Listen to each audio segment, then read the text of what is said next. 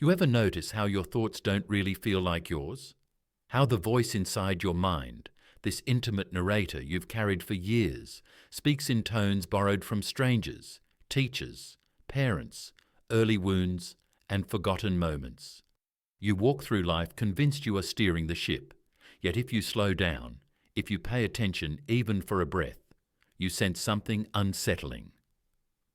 So much of what you call you is an echo of people you barely remember, people whose fears, biases, and dreams seeped into you long before you had the chance to question them. And here is the paradox you rarely stop to consider. Your beliefs, the ones you defend, protect, debate, and sometimes suffer for, were never consciously chosen by you. They grew on you like invisible fingerprints, imprinted by the world as you quietly absorbed the gestures, the moods, the wounds, and the unspoken rules of everyone around you. You became fluent in the emotional climate you were raised in, long before you learned the language to describe it. And so, without noticing, you copied what you were exposed to, subtly, unconsciously, inevitably. This is where the story begins, in that private tension between who you think you are and who you've been shaped to be. In the quiet moments of your life, when you sit alone with your thoughts, have you ever wondered how many of them would remain if you erased everything the world taught you? If you stripped away the layers, the conditioning, the stories handed down to you, what would be left? What would you believe in then? It's strange, isn't it, that we spend years, as children, as adults, defending ideas that were poured into us before we understood them. You think you have opinions, but maybe your opinions have you. You think you hold beliefs, but perhaps your beliefs hold you. As you move through your days, you absorb far more than you realize. The sarcastic sigh of a coworker, the quiet disappointment in a parent's voice, the way a friend subtly belittles themselves, the cultural narratives whispered through screens. And something inside you shapes itself around these impressions like soft clay, conforming to the hands that touch it. You learn what is acceptable. You learn what is shameful. You learn when to speak, when to hide, when to smile. And slowly, quietly, you become a mosaic of borrowed thoughts. This isn't your fault. This is what it means to be human.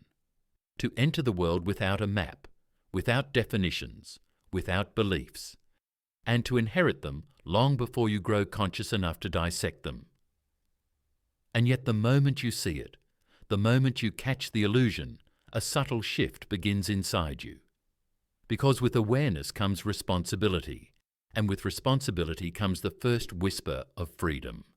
But most people never get that far. They go through life unconsciously reenacting what they've absorbed, thinking they're making choices while acting out patterns written decades earlier. Think about an ordinary morning. You walk into work, someone greets you. You respond automatically. Their mood affects yours. You don't register this, but your nervous system is mirroring them, learning from them, adapting to them. Later, a stranger cuts you off in traffic, and your irritation spikes, not because of the event itself, but because your mind learned, somewhere in your past, that this is how you're supposed to respond. Or maybe you scroll through social media, and without intending to, you absorb the cynicism, the outrage, the envy, the carefully curated images of other people's lives. You don't consciously decide to feel inferior, or agitated, or inadequate. But those emotions slip into you like fragrance into fabric. And slowly, your worldview shifts. You begin to feel like others are ahead of you, like you're falling behind, like you should be more, do more, become more. And all the while, you think these reactions are your own. You think they arise from your personal values. But what if they're simply reflections of the environments that trained your mind to respond in predictable ways? You see, the real illusion isn't that the world influences you. The real illusion is believing you are immune to it. You're absorbing constantly gestures, beliefs, fears, rhythms, tones. And it's happening in the background, silently, effortlessly. A coworker complains constantly and you don't realize you've started doing the same. A friend speaks with a certain cadence and you find yourself adopting it. Your parents fear risk and suddenly you avoid opportunities that secretly excite you. You weren't taught beliefs. You were immersed in them, bathed in them, shaped by them until they became indistinguishable from your own voice. And yet here's the twist. Awareness does not immediately liberate you. Instead, it unsettles you. When you first glimpse the depth of influence around you, there's a discomfort, like waking up mid-dream and realizing you've been walking someone else's path with someone else's shoes. But this discomfort is necessary. It invites you to peel back the layers of unconscious imitation and ask yourself, who would I be if I stopped absorbing everything without question? Who would I become if I chose, not inherited, my beliefs? You're beginning to sense the illusion. You're beginning to see how, without even knowing it, you have been learning from others your entire life. But this is only the beginning, because soon you will confront the moment of awakening, the moment when you see the world and yourself with unsettling clarity, and nothing will ever quite feel the same again. And then, without warning, something shifts inside you, something subtle, something quiet, something almost imperceptible to anyone else, but undeniable to you. Maybe it happens in the middle of a crowded room, where conversations swirl around you like overlapping waves, and you suddenly feel detached, as if you're watching people rather than participating with them. Or maybe it happens in solitude, late at night, when the world is asleep and the silence is so complete, you can finally hear the background hum of your own mind.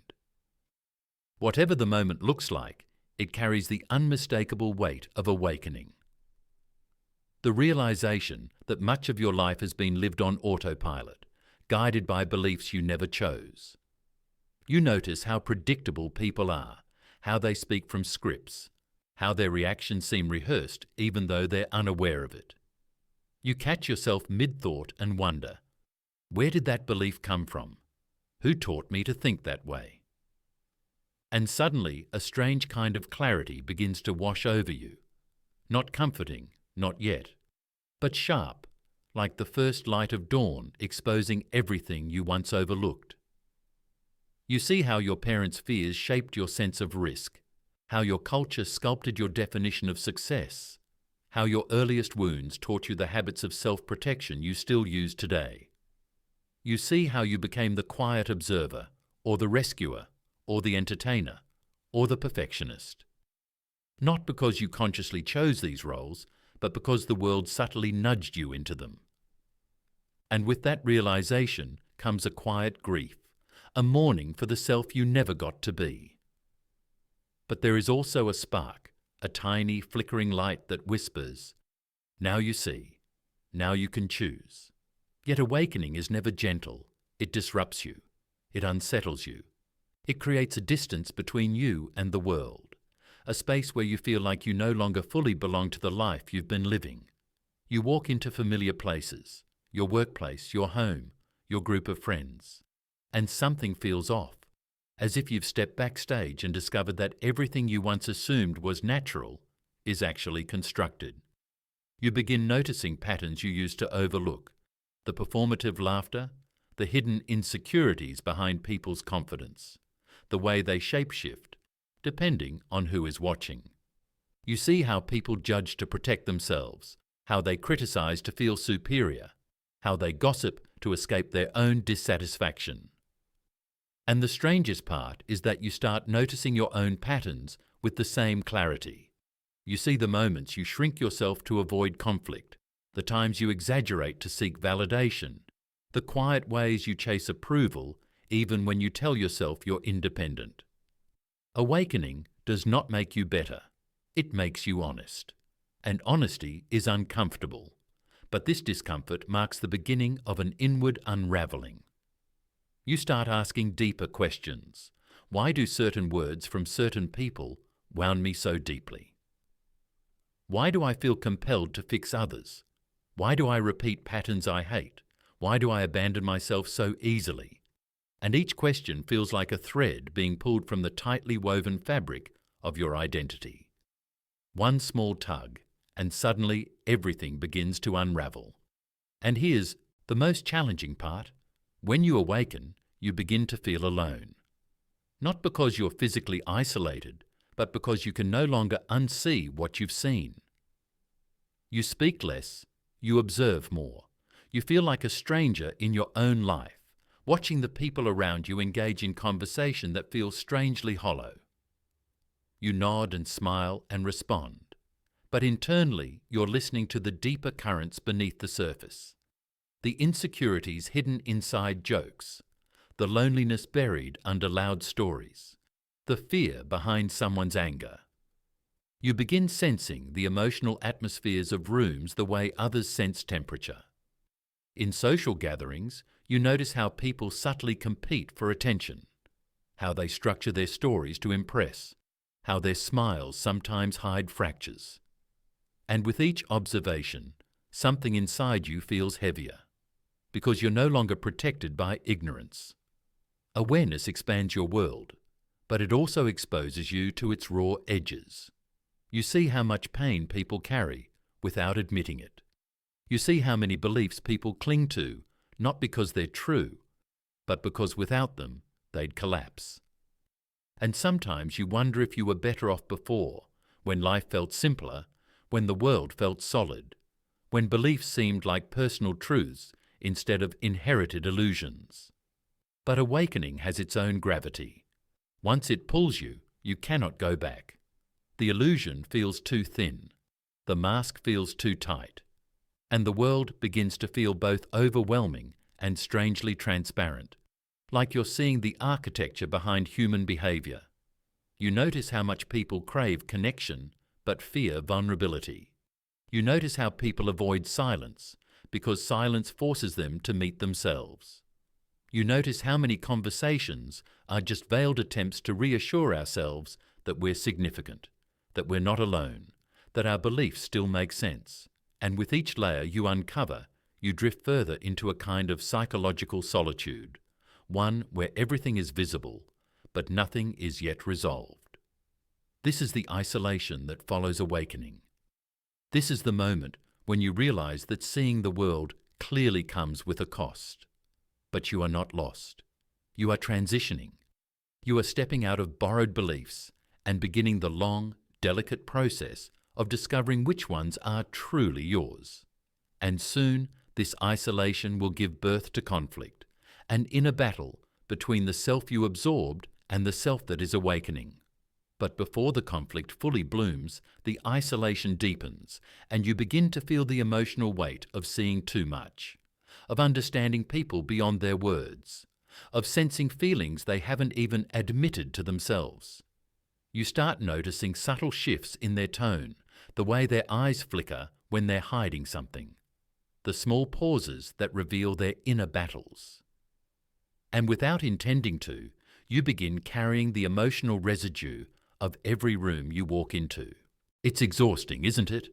To feel the undercurrents of emotion beneath the surface of people's lives, to sense their hidden sadness, their quiet envy, their silent longing. You become the person who sees the things others look away from. You notice when someone is pretending to be fine, when their laughter is a little too loud, when their confidence is a fragile mask. And here's the strange thing. You're not trying to analyze anything. You're not intentionally reading people. You're simply awake. And with awareness comes sensitivity. You listen differently. You watch differently. You absorb differently. And this heightened perception begins to separate you from others, not because you're superior, but because you're aware of dynamics they don't even realize they're acting out. You might be sitting at a family dinner and suddenly feel a tension that everyone else is consciously ignoring. Maybe two people exchange a quick glance loaded with unspoken resentment, or someone masks disappointment with a joke, or someone withdraws into silence because they don't feel heard. You feel these fractures. You feel them as if they're happening inside your own chest. And this is where the isolation becomes more than emotional. It becomes existential. You start to wonder, do other people see this? Do they feel what I feel? Or am I the only one noticing the subtle cracks in the foundation? And because you notice so much, you speak less. Because once you see the truth beneath people's behaviour, it becomes harder to judge them. You understand too deeply. You empathise too quickly. You see that the person who criticises you is really battling their own insignificance. You see that the person who withdraws from you is afraid of being rejected. You see that the person who talks too much is terrified of silence. You see that the person who pretends to know everything is terrified of being exposed. And the more you see, the more you soften. But this softness, this compassion, becomes a quiet burden, because you begin absorbing the emotional storms of others as if they were your own. You walk away from conversations feeling drained, not because anything bad happened, but because your sensitivity picked up what others dumped unconsciously. You begin to feel like a therapist in rooms that never asked for one. You start carrying responsibilities that were never meant to be yours. And without realizing it, you become the emotional anchor for people who sense your awareness and gravitate toward it. They talk to you differently. They confide in you. They unload on you. They tell you things they've never said out loud, not because you asked, but because your presence makes them feel seen in ways they're not used to. But where does that leave you? You become the one who carries the weight of unspoken sorrows, who holds space for the fears others refuse to acknowledge. You become the one who understands deeply, but is rarely understood in return. And slowly, quietly, you begin to feel the loneliness of awakening, the loneliness of clarity. It's not that you dislike people. It's not that you want to be alone. It's that being around people who are asleep makes you feel even more awake, and being awake makes you feel out of place. You try to express yourself, but your words come out too layered, too honest, too reflective, and people misunderstand you. They think you're overthinking. They think you're too serious, too sensitive, too intense. They don't realize you're simply speaking from a deeper level of awareness than they're comfortable acknowledging. So you shrink yourself. You downplay your thoughts. You pretend not to notice the things you see so clearly. You simplify your truth so others won't feel exposed. And little by little, the disconnect grows. You're surrounded by people, but you feel unseen. You're in conversations, but you feel unheard. You're engaged in daily life, but you feel like an outsider observing everything quietly from the corner of your own awareness. But here is where the inner conflict begins, the part of you that sees and the part of you that wants to stay connected. Because awareness doesn't erase your longing for closeness. It doesn't cancel your desire to belong. Instead, it pulls you into an internal tension. Should you speak the truth you see, or should you protect the illusions that keep people comfortable? Should you express your real feelings, or should you play the role others expect from you? Should you intervene when someone is hurting themselves, or should you remain silent and let them live their own lessons? This is the conflict between authenticity and belonging, between truth and harmony, between being awake and staying connected. You know that honesty brings depth, but it also brings disruption. You know that silence maintains peace, but it also maintains distance. And here, in the middle of this conflict, you begin to feel torn between two different versions of yourself, the version shaped by others and the version emerging from your awakening.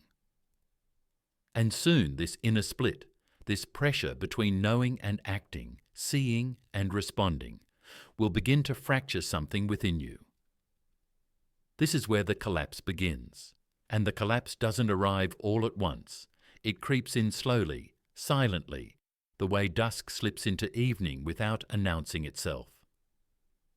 At first, it feels like fatigue, like you're simply tired from carrying too much, from seeing too deeply, from thinking in ways others don't.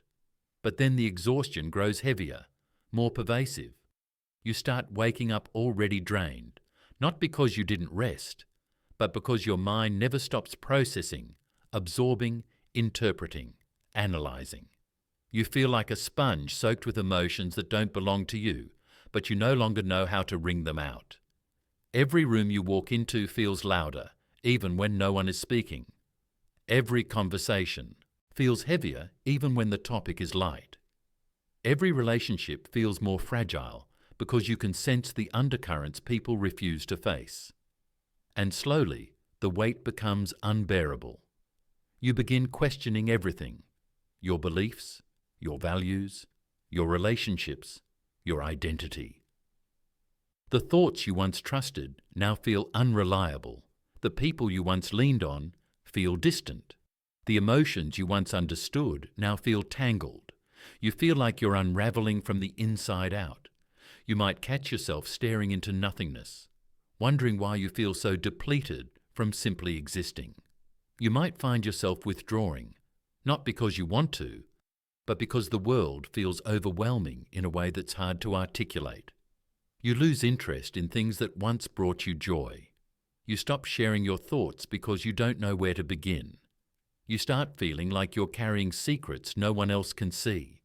Secrets made of emotional truths, psychological patterns, and invisible threads tying people to their pain.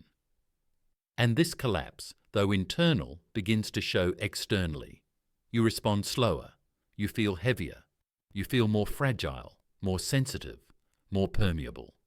But here's the truth. You're not breaking down. You're breaking open. You're not losing yourself.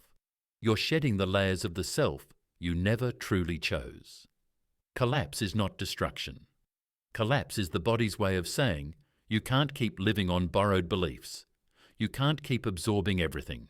You can't keep carrying the emotional weight of the world. Collapse is the moment your old identity dissolves to make space for a more authentic one. And in the midst of this dissolution, when everything feels chaotic, uncertain, and overwhelming, something remarkable happens. A quiet revelation begins to form within you, like a seed cracking open beneath the soil long before the first sprout touches the air. For the first time, you start to question not just what you believe, but why you believe it.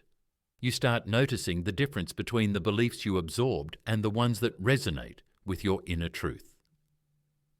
You begin to understand that awareness is not meant to burden you. It's meant to free you. And slowly, a gentler voice inside you emerges, guiding you toward a new way of relating to the world. You start realizing that your sensitivity is not a weakness, it's a compass. It helps you navigate relationships with more clarity. It helps you detect authenticity, sincerity, and danger. It helps you see through manipulation, superficiality, and emotional performance. But this sensitivity must be balanced with boundaries. So the revelation deepens. You can observe people without absorbing them. You can care for others without carrying their pain. You can understand someone deeply without sacrificing yourself in the process. And this is where liberation begins. You learn to let people face their own lessons without intervening to save them. You learn to speak your truth without demanding that others agree. You learn to release beliefs that were handed to you and replace them with ones you consciously choose. You learn to let silence be silence without filling it with explanations or apologies. You learn to protect your energy, not out of selfishness, but out of respect for your own inner equilibrium. And as this wisdom settles into your being, something shifts. The world doesn't feel as heavy. Conversations don't drain you as deeply. The emotional noise of others no longer seeps into your skin, because now you understand where you end and where others begin. Now you understand that awakening is not about seeing everything. It's about discerning what is yours to hold. And finally, you reach a moment of integration, where everything you've learned gently folds back into your life with a soft, grounded clarity. You begin moving through the world not as an absorber of beliefs, but as a chooser of them. You recognize the invisible influences all around you, but you no longer become them. You listen to people without losing yourself in their stories. You witness their wounds without confusing them for your own.